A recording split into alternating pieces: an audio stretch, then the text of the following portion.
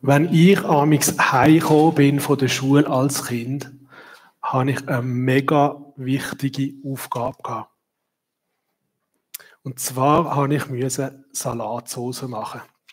Mit dieser Salatsauce, das ist so eine Sache. Das ist nicht einfach. Die kannst du nicht einfach so machen. Bei uns hat es immer Zitronensalatsauce gegeben. Der eine ist das vielleicht zu sauer, aber für mich ist das Beste, was es gibt. Und das war ein ganzer Prozess, eine ganze Wissenschaft. Zuerst hast du die Zitronen wie weich rollen, dann hast du sie aufschneiden und auspressen. Dann hat es natürlich Kräutchen gebraucht. Wir haben direkt von unserer Küche auf die Terrasse raus können und dann haben die Peterli und Schnittlauch und Atschikraut nehmen. Und die haben auch wieder fachmännisch geschnitten werden. Und dann natürlich Öl und Gewürz. Gewürz, da hat es ein ganzes Kästchen voll gehabt. Und da hast du immer wieder probieren. Hast ein bisschen Salz drin da, und dann hast du probiert, ob die Soße jetzt gut ist. Und nachher noch ein bisschen Paprika, nachher wieder ein bisschen probiert. Und dann noch ein bisschen. Ja, und plötzlich ist von lauter Probieren die ganze Soße schon wieder weg gewesen. Und der Salat ist noch nicht gegessen. Und das Wichtigste an dem war eben, dass es ein Spezialist wie mich gebraucht hat. Meine Mutter war ja mit dem Kochen beschäftigt. Die hätte jetzt nicht noch Zeit gehabt, eine halbe Stunde lang an dieser Soße rumzudöckern. Meine Mutter hat mich gebraucht, damit ich die Salatsauce mache.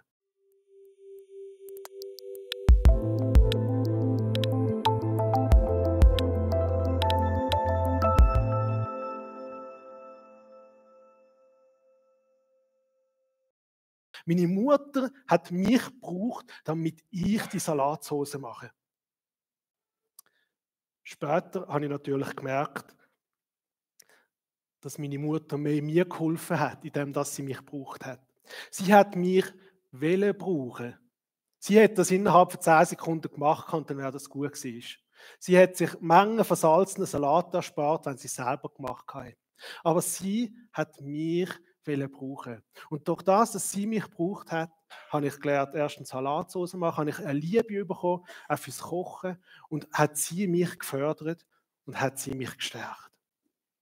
Und genau das können wir auch heute sehen in der Geschichte von Daniel, die wir gehört haben. Der Gott hat Daniel brauchen. Er hätte das ohne den Daniel machen können. Doch Gott hat gesagt, Daniel, ich will dich brauchen. Wir haben da einen Gott, der alles in der Hand hat. Der Gott von Himmel und Erde, von Bergen und Tälern.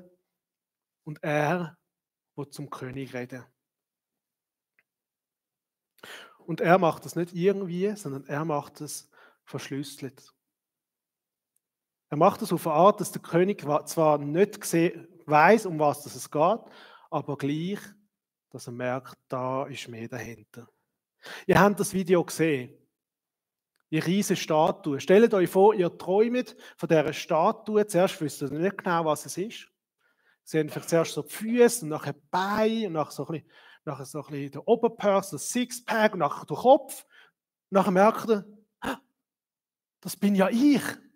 Der König hat im Traum die Statue gesehen und hat gemerkt, das bin ich. Und dann ist er zuerst vielleicht stolz gewesen und hat gesagt, wow, so eine große Statue von mir. So viele Leute, die rundherum sind. So viel, man hat es gesehen im Video, die Häuser sind ganz klein hinten dran. Die Statue ist so groß gewesen. Und das macht schon ein bisschen stolz. Und denkt man, wow, so eine Statue von mir. Das ist doch etwas. Und nachher kommt der Stein. Dann kommt der Stein aus dem Nichts, einfach von oben runter, der alles kaputt macht. Und er merkt, was ist das? Er hat gemerkt, die Statue bin ich. Er hat gemerkt, der Stein hat mich kaputt, hat das Bild von mir kaputt gemacht. Kein Wunder, wachst da auf im Schweißbad und bist total durcheinander. Kein Wunder, ist der König total verrückt und hat gesagt, ich muss wissen, was das bedeutet. Ich glaube, das Wichtigste an dieser Geschichte ist nicht der Traum an und für sich. Das Wichtigste ist das, was wir am Schluss von dem Kapitel lesen, nämlich, dass der König sich zu Gott wendet und sagt, und er sagt zum Daniel, wahrhaftig, euer Gott ist ein Gott über alle Götter und ein Herr über alle Könige.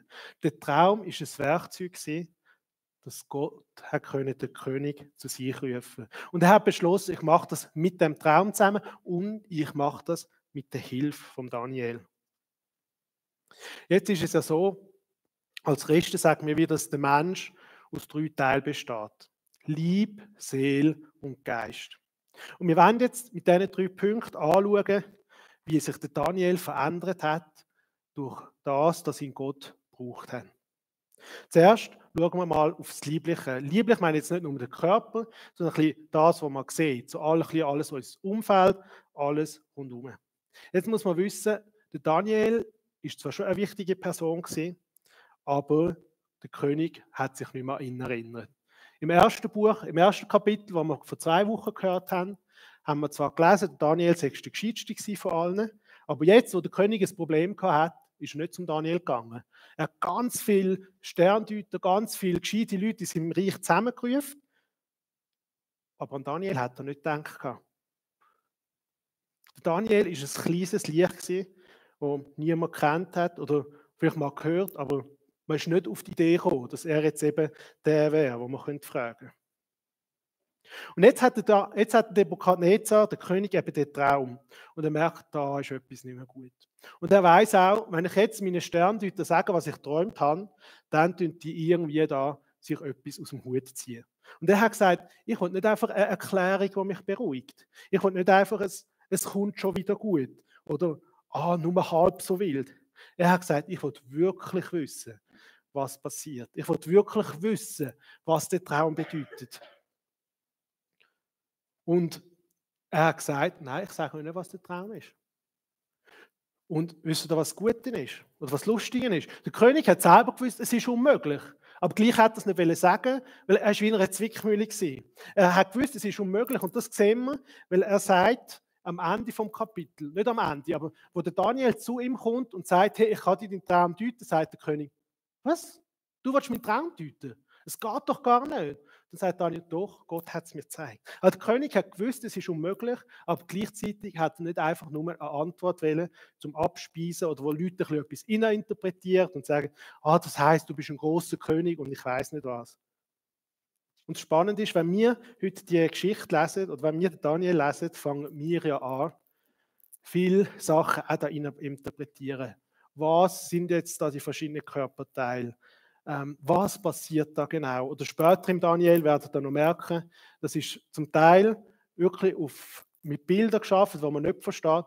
Und wir fangen eigentlich genau das an machen, wo der König gesagt hat, nein, ich will nicht irgendwie nur eine Interpretation. Ich will wissen, was es wirklich heisst. Der Daniel ist schließlich zum König gegangen, hat seinen Traum können deuten und ist eine wichtige Person geworden im babylonischen Reich. Ich wollte jetzt nicht sagen, dass wir, wenn wir uns von Gott brauchen lassen, dass wir dann plötzlich alle reich werden und Chefe werden irgendwo. Was ich vielmehr sagen ist, dass wenn wir uns von Gott brauchen lassen, wie der Daniel, dass dann sich in unserem Umfeld etwas verändert.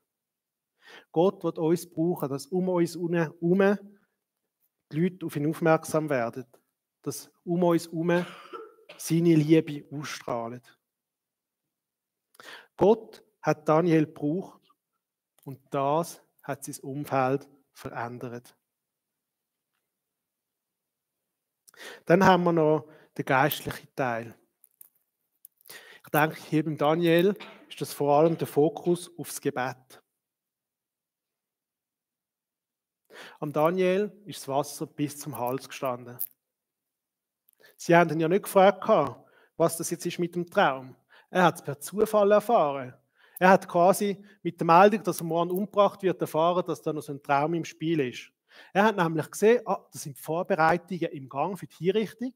Und dann ist gefragt, was da passiert, sagt die Diener nachher, ja, es werden alle Weisen, alle Gelehrten werden morgen umgebracht, weil sie den Traum nicht deuten können. Und der Daniel ist einer von denen gewesen. Also er hat auf dem Nebenweg erfahren, dass er schon bald umgebracht wird. Und jetzt hat er gemerkt, das Wasser ist bis da. Irgendetwas ist da passiert. Er ist gebeten, ist schlafen und am nächsten Tag hat er gewusst, was der Traum war. Gott hat zu ihm in der Nacht geredet. Wie schön wäre das manchmal, wenn man betet und am nächsten Tag wissen wir Gottes Antwort. Wenn wir für Heilung beten und zack, passiert es. Expresslieferung. Das wäre doch schön. Wie häufig haben wir schon für Leute gebetet, die krank sind oder für uns selber und es ist einfach nichts passiert. Wie häufig haben wir für einen Lebenspartner gebetet, für unsere Kinder, für wichtige Fragen, wo wir gerne eine Antwort hätten von Gott. Und er hat nicht die gleiche da. Er hat es nicht gehört. Oder er hat es schon gehört, aber er hat keine Antwort gegeben. Wieso hat er bei Daniel Antwort gegeben? Was ist da anders gewesen? Ich glaube, wenn wir ums Leben bedroht wären, würden wir vielleicht auch noch ein bisschen anders beten. Bei aller Ernsthaftigkeit, die wir in unser Gebet hineinlegen, ich glaube, wenn der Bundesrat morgen entscheiden würde, dass alle Christen umgebracht werden, dann würden wir auch anders beten. Weil wir wissen, es geht um mehr. Es geht ums Leben. Entweder alles oder nichts.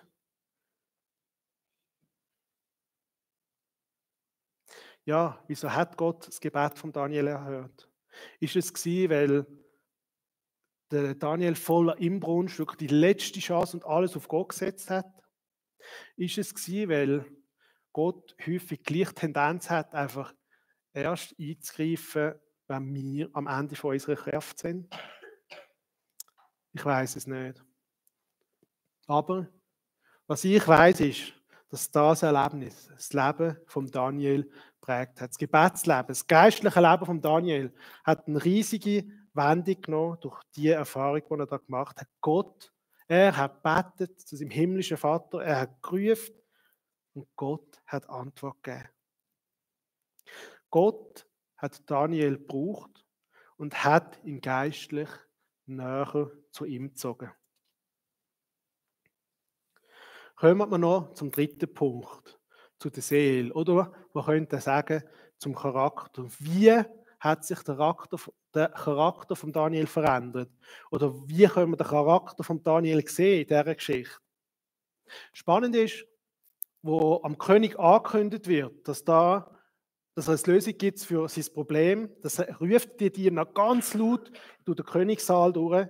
Ich habe einen Mann gefunden, der dem König die Deutung sagen kann. Die Lösung ist da. Endlich. Du hast das Unmögliche erwartet und es ist passiert. König, dein Held ist da. Der dir sagen kann, wie es weitergeht. Und das Erste, was Daniel macht, ist, dass er sagt, nein, das bin nicht ich gewesen. Gott ist es gewesen.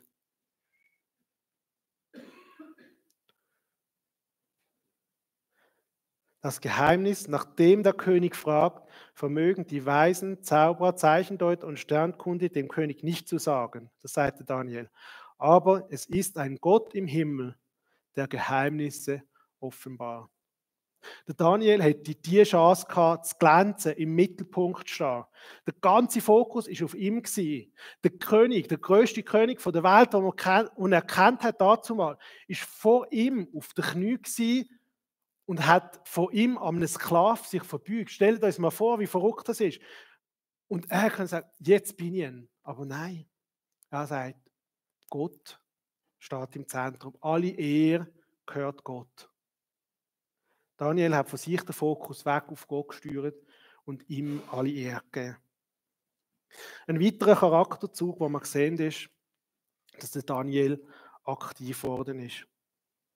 Ich wüsste nicht, was wir beten in so einer Situation. Aber vielleicht eher, Herr, du uns bewahren. Herr, mach, dass die uns umbringen, nicht finden. Herr, bitte schenk, dass der König seine Meinung ändert. Aber der Daniel war aktiv.